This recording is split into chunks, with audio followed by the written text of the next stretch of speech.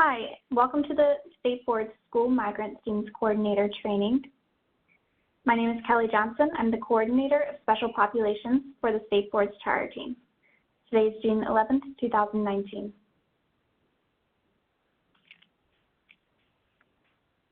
Today we're going to be reviewing the State Board LEA Special Context. We'll do an overview of coordinator responsibilities for school migrant coordinators, and we'll get to know the migrant education program. We'll also discuss the individual student records, grievance procedures, and resources should you have any migrant students enrolled in your school.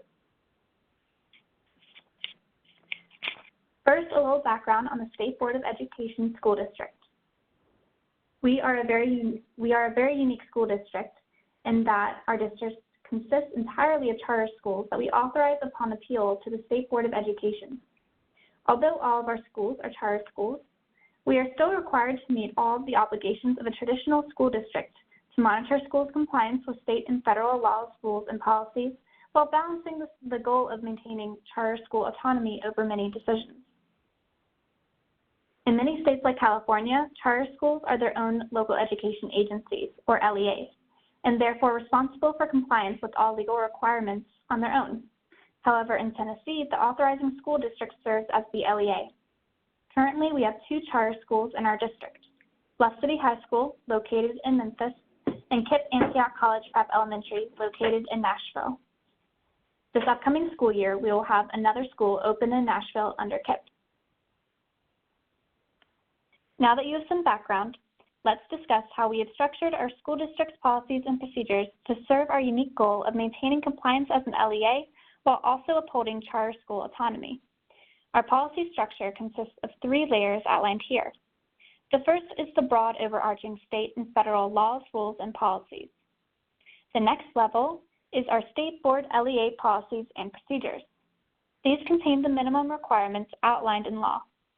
In many cases, in our policies, we outline the minimum requirement that the charter school have a policy that addresses X, and then each school is expected to develop their own policies and procedures to outline the specific information regarding what will happen in your school. Because of the uniqueness of our district, it wouldn't have made sense for our district to make specific policies that would apply uniformly to all of our schools, since each school is so different. You'll see that where it made sense, in many cases we pushed down certain district requirements to the school level to allow schools the flexibility to make policy choices that fit their unique context. The district then monitors for compliance with these requirements. If you wanted to access our district policies and procedures, you can navigate to our State Board Schools webpage by going to www.tn.gov/SBE schools. Click on the District and Resources page. On that page, you will see a title for district policies and procedure documents. I have also included a direct link in this presentation. Now that we know where the State Board LEA policies and procedures can be accessed, let's take some time to get familiar with some of their key components and requirements concerning serving migrant students in authorized charter schools. Each charter school shall name a migrant education coordinator who will be the main contact for the State Board's Migrant Education Liaison. By July 31st of each year, the charter school should submit the name of the school's Migrant Education Coordinator using the form contained within the State Board Migrant Education Program Procedures via the State Board's reporting calendar. The Migrant Education Coordinator shall be familiar with the Migrant Education Program and is responsible for submitting any occupational surveys with at least one yes response to the State Board's Migrant Education Liaison. School migrant coordinators are expected to communicate on at least a monthly basis, but as frequently as necessary, with the State Board's migrant coordinator with regard to services for migrant students.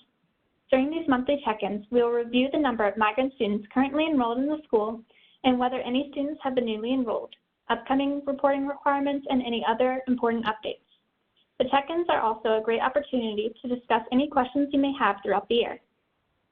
School migrant liaisons should also, to the extent feasible, provide advocacy and outreach programs to migratory students and their families and professional development for school staff, and provide parents and guardians an opportunity to participate in the programs.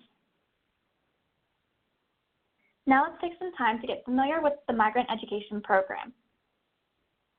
The Migrant Education Program coordinated by the Tennessee Department of Education and the nonprofit Conexión Americas, aims at identifying and servicing children between the ages of 3 and 21 who are, or whose parents or spouses are, migratory agricultural workers, including migratory dairy workers or migratory fishermen, and who, in the preceding 36 months, traveled across division or state lines in order to obtain or accompanied such parents or spouses in order to obtain temporary or seasonal employment in agriculture or fishing activity.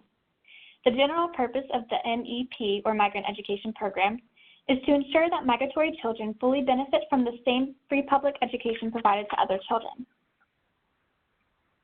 A migrant student is a child between the ages of 3 and 21 who has not graduated high school and who works or whose parents work in the agriculture, dairy, or fishing industry, and who has made a qualifying move within the previous 36 months. For a child to be eligible for the MEP, the qualifying move must have been made by the child in the last 36 months, and the qualifying move was with or to join a parent or spouse who is a migratory agricultural worker or a migratory fisher, or the qualifying move was on his or her own. Migrant students are eligible for a variety of educational services coordinated by Conexión Americas, the organization contracted by the Tennessee Department of Education to administer the Migrant Education Program in the state of Tennessee. These services include, but are not limited to, summer enrichment programs, after-school programs, field trips, home tutoring programs, and a college and career readiness program. Let's discuss how migrant students are identified and become eligible for participation in the Migrant Education Program. It is the responsibility of the school migrant coordinator to distribute the occupational survey to all students at least one time per year. This includes newly enrolled students and students who are returning to the school. The Migrant Education Program, not schools, is responsible for identifying eligible migrant students. If a student returns an occupational survey to the school with a yes response, at least one yes response, it should be securely sent to the State Board's Migrant Coordinator as soon as possible. The State Board's Migrant Coordinator then submits the survey to the Migrant Education Program. If the Migrant Education Program finds the student to be eligible, they will provide a certificate of eligibility to the State Board's coordinator, who will then share it with the school's coordinator. The school's coordinator should place the Certificate of Eligibility, or COE, in the student's cumulative file, and the student should be coded with an I for migrant classification in the Student Information System. School coordinators should also verify the free reduced price lunch status of the student. Next, we will discuss what needs to be done if a migrant student were to withdraw from the school. If a student is receiving services from the Migrant Education Program and withdraws from the school leader or designee is responsible for completing the Individual Student Record, or ISR, before withdrawing the student. The completed ISR should be sent to the State Board's Migrant Education Coordinator within 14 days of the student being withdrawn from the Student Information System. The State Board's Migrant Education Coordinator will send the completed ISR to the Tennessee Migrant Education Program. The ISR is the primary tool through which the MEP ensures that a qualifying migrant student continues to receive the services for which they are eligible, even if they move across county or state lines.